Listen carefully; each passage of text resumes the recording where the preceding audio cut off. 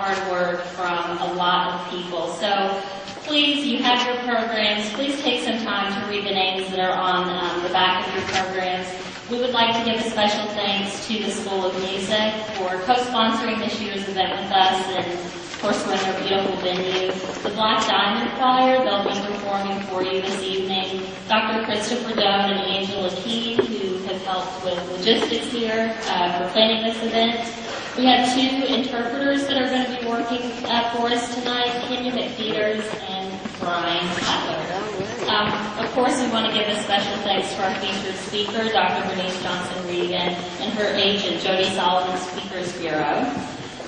We also want to recognize the Anne Braden Institute's Community Council. It's a group of activists and faculty and a staff member here from the University of Louisville. Some of those folks greeted you at the door when you came in, and we appreciate all the hard work that they put into this event. And I also want to recognize my students who have been so helpful to me this semester while Kate has been away on sabbatical. One is back there taking a little video of Marissa, Amina Ahmed, I don't see her in here yet, Raven Darkamensa, who's been working out at the booth, and my graduate assistant, Tamara Spiller.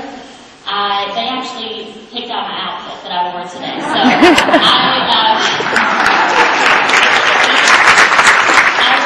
would like to welcome to the stage my co-director, normally the director of the Anne Braden Institute, Dr. Kate Fossil. She's been on sabbatical, but I want to say a special thank you to her because this is the first time that I've ever had to actually plan this event. So even though she's been on sabbatical, she's been popping her head in and out. She's been very helpful in this process. So please welcome Dr. Kate Fossil.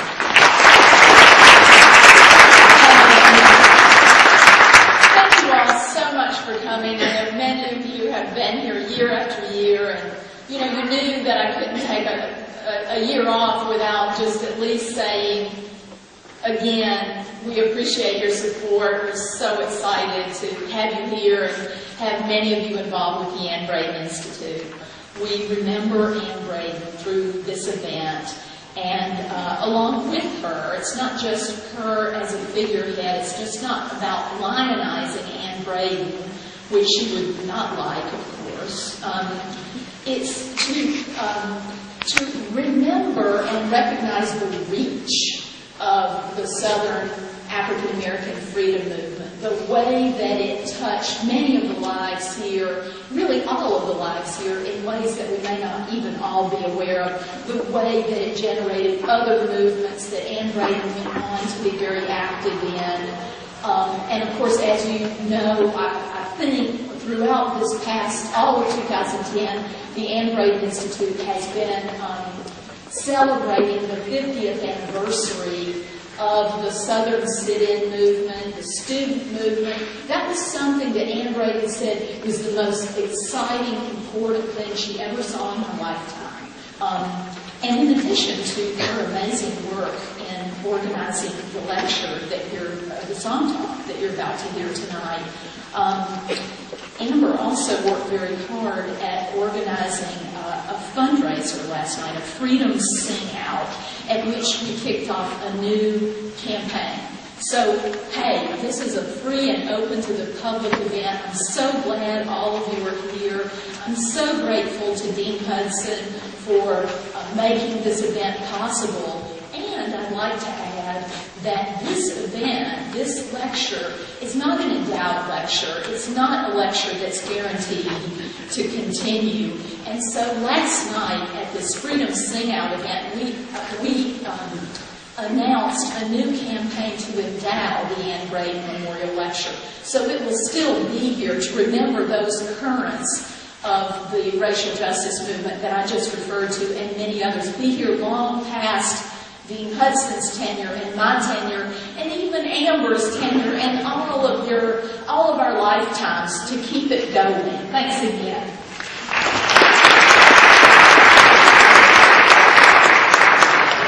At this time, I would like to bring Dr. Christopher Doan to the stage. He's the Dean of the School of Music, who's co-sponsoring this year's event. He's going to introduce the Black Diamond Choir.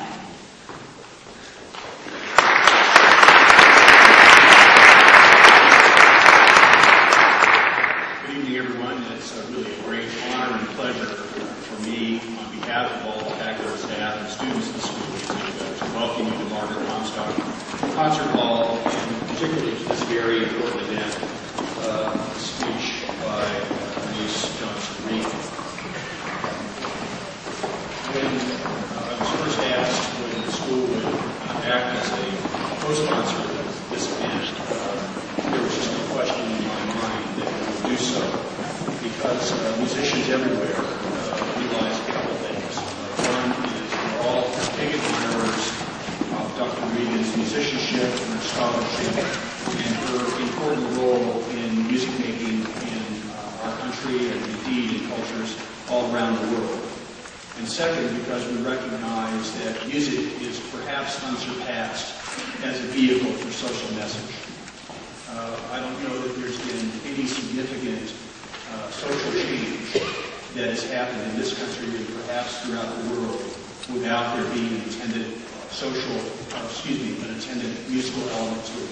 And in fact, music can enhance and heighten and make more immediate and real whatever that social message might be.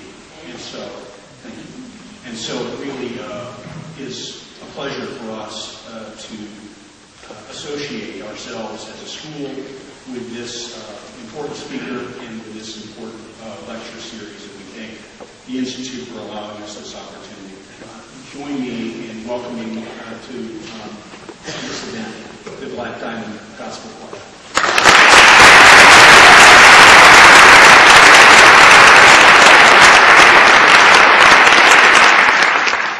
Our musical journey begins in a time period where we see people full of hope, but in a hopeless situation. We see a people full of determination, but in a state of desolation. We see a people full of resilience, but in a world of chaos and confusion. We see a people with a declaration of hope, commitment, and responsibility. They are a people destined for greatness. They have started a pilgrimage where they were promised human dignity and heavenly glory. These people persevered through perplexing pressures, but because of a commitment that kept them on course and focused on the prize. And today, because of their commitment, we are because they were.